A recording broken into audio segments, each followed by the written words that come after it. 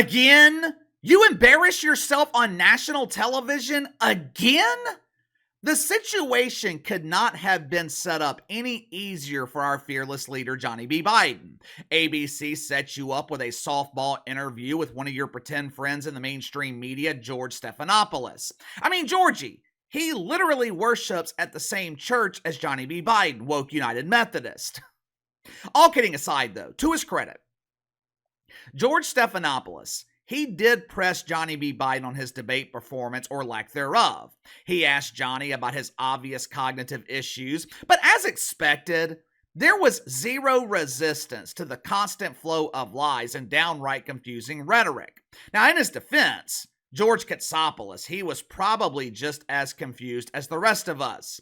Just like the debate last Thursday night, the closed captioning, it could not translate the language that John Biden was speaking in.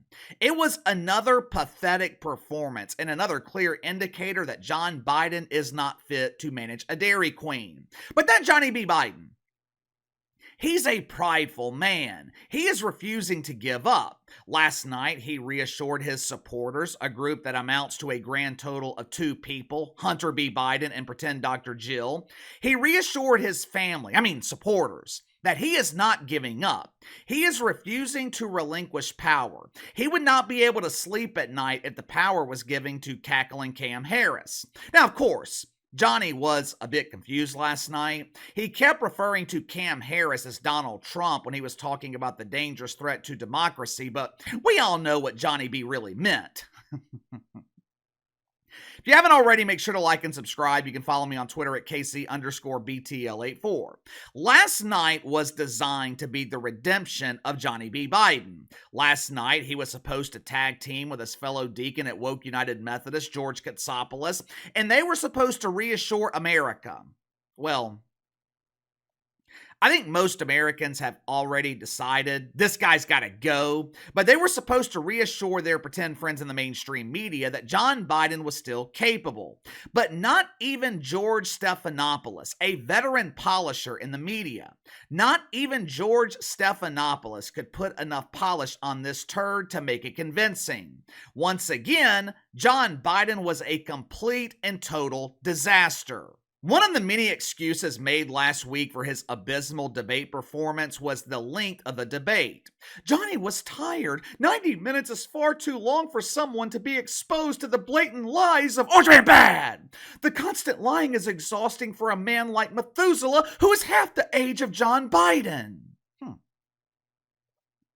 Since 90 minutes was far too long for Johnny B to remain lucid, his caretakers, they decided that spending 22 minutes with his friend George was just the right amount of time to convince the media that he is mentally capable before disaster struck and he fell asleep. But unfortunately for the Biden caretakers, they were wrong again. Just like the debate, disaster struck as soon as the interview started. Georgie, he asked Johnny B about his debate performance, a simple question that John Biden had a full week to prepare for. His answer should have been simple. Look, pal, I got my ass kicked in that debate. Initially, I blamed my staff, but it was all my fault. I was distracted thinking about the end of Pride Month. Woke Christmas is my favorite time of year. I'm always sad when it comes to an end. I didn't have the emotional strength to debate last week. My opponent was the better orange man, but as you can see, I have applied the spray tan. I have renewed energy, and now Biden is ready to Biden. Woohoo! Yes, yes, yes. Very simple response to a simple question. A question you knew was coming. A question that you were given 7 days to prepare for. How did John Biden respond?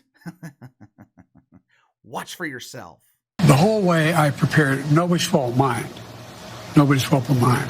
I prepared what I usually would do, sitting down, as I did come back with foreign leaders or the National Security Council, for explicit detail. And I realized about partway through that, I get quoted, the New York Times had me down at 10 points before the debate, 9 now, or whatever the hell it is. The fact of the matter is that what I looked at is that he also lied 28 times. The way the debate ran, Not my fault. Nobody else's fault. But it seemed like you were having trouble from the first question in. Well, I just had a bad night. What? Excuse me? You had a bad night? Johnny, it seems like you've had a bad night for the last 3.5 years. Technically, we should call them bad days because you're not awake at night. Did anyone understand what the hell Joe Biden was talking about at the beginning of that clip? What the hell was he talking about? I prepared for that debate like I usually do. You see, foreign leaders, Darth Vader, Death Star, Mike Freeman. What was the question?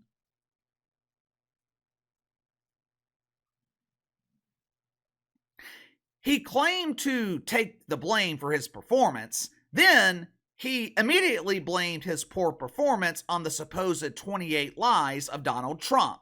28 lies, where not a single lie has been exposed in the last 7 days. They keep talking about these supposed lies, yet I have yet to see anyone in the mainstream media provide a single example of the lies that Trump supposedly told. However, there were plenty of lies that were spread last night by John Biden. Back in the 90s, do you guys remember Albert Gore parading around the country claiming that he invented the internet? I'm sure some of my younger viewers are asking themselves, who in the hell is Al Gore?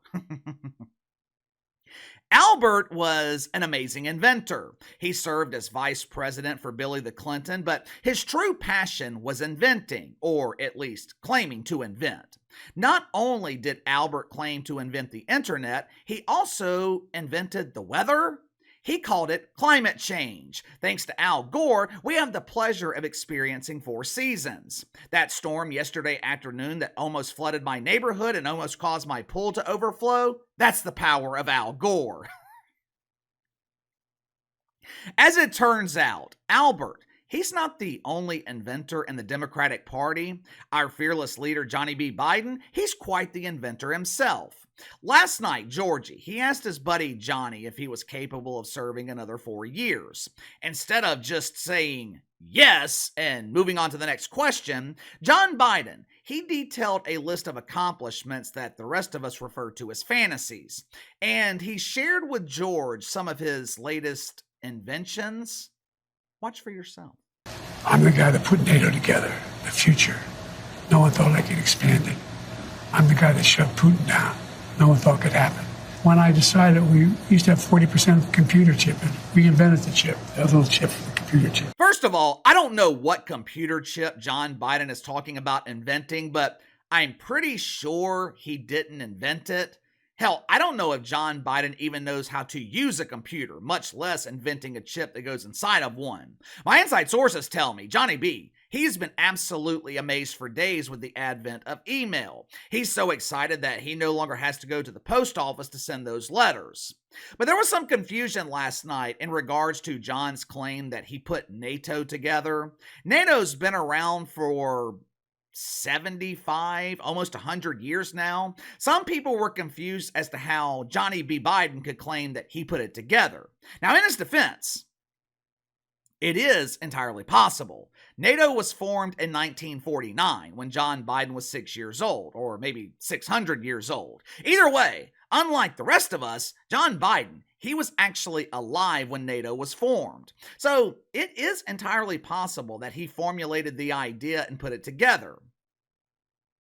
But as expected, things went from bad to worse as the interview progressed. I compiled a couple of clips to illustrate just how bad this performance was. Watch for yourself. I have a cognitive test every single day. Every day I have that test. Everything I do. You know, not only am I campaigning, but I'm running the world. And every single day, for example, today, before I come out here, I'm on the phone with the Prime Minister of, well, anyway, I shouldn't get into detail. I mean, I just, anyway, I don't want to take too much credit. I have a great staff. But I've never seen a president at 36% approval get reelected. And if you stay in and Trump is elected and everything you're warning about comes to pass, how will you feel in January? I feel as long as I gave it my all and I did the good job as I know I can do. Recent polls are showing that Donald Trump should win this election in a landslide. According to the polls, John Biden doesn't have a chance. Now, the good news for the Trumper, John is refusing to step aside. He is committed to staying in the election. Now, a lot of people in the media are claiming that Hunter B. Biden and pretend Dr. Jill are pressuring John Biden to continue. Daddy, Trump is a threat to democracy. If he wins, he'll put me in prison. Please, Daddy, do this for me. Oh, oh. Look, I don't doubt that Johnny is being pressured by his family. I'm sure that is part of the reason that he is refusing to step aside, but I think the main reason is pride and the harsh realization that it's over. Part of me feels bad for Joe Biden. I'm being serious here because all of us, we will eventually reach the point one day, if we're lucky enough to live as long as Joe Biden has lived, we will all reach the point one day when it's over. Men have a hard time letting go of their careers. Tom Brady, he played football until he was 45 years old? Drew Brees, he would have continued to play well into his 40s if he was healthy enough to do so. Howard Stern has been past his radio prime for over a decade, maybe even longer. Men have a hard time letting go. My mom, she has been retired for 3.5 years now. She is perfectly content. Sometimes I'll go over there for one reason or another. It can be 2 p.m. and mom is still in her pajamas playing solitaire on the computer, snooping around on Facebook, entertaining herself with other people's business that she doesn't even know. Did you know Sarah Sue got married to Billy Brew and they have an emotional support goat named Tom? Nah. Now, Dad, on the other hand, he wakes up every morning at 6 o'clock, goes to work. He still runs his own business, only takes the jobs that he wants to do, but he's not going to sit around every day doing nothing. And look, there's nothing wrong with either one. My mom worked for her entire life. She earned her retirement and to do whatever the hell she wants to do. But my dad, on the other hand, if he stopped working, I don't know how long he would survive. It's just the difference between men and women. And I would imagine it's the same thing with Joe Biden. Just think about it. Put the politics to the side for just a second. Joe Biden has been working in Washington, D.C. since the 1970s. Half of this audience is between the ages of 25 and 54. Joe Biden, he's been working in D.C. longer than most of us have been alive. I would imagine it is incredibly difficult to walk away from. If he loses this election, his career is over. There is no going back to being a senator. At 81 years old, the only thing left for him to do is retire. I would imagine that is incredibly frightening. This is the only thing Joe Biden knows. This is basically his life's work. This is what he has done his entire life. So maybe, just maybe, Joe Biden is refusing to step aside because he's afraid of what the future looks like without Washington. When you think about it under those circumstances, there is absolutely no way Joe Biden is going to step aside. Most of us wouldn't do it either. But give me your thoughts. Joe Biden does a redemption interview with ABC, and it only confirms what we have known all along. He is no longer capable of being president. Give me your thoughts on the interview, but also give me your thoughts on the reason that he is staying in the election. Is Joe Biden afraid to retire? Let me know. Sound off in the comments below. Like, subscribe, share the video. Appreciate your support. Best way to contact me is by email at btlkc84@gmail.com, and I'll see you guys tomorrow.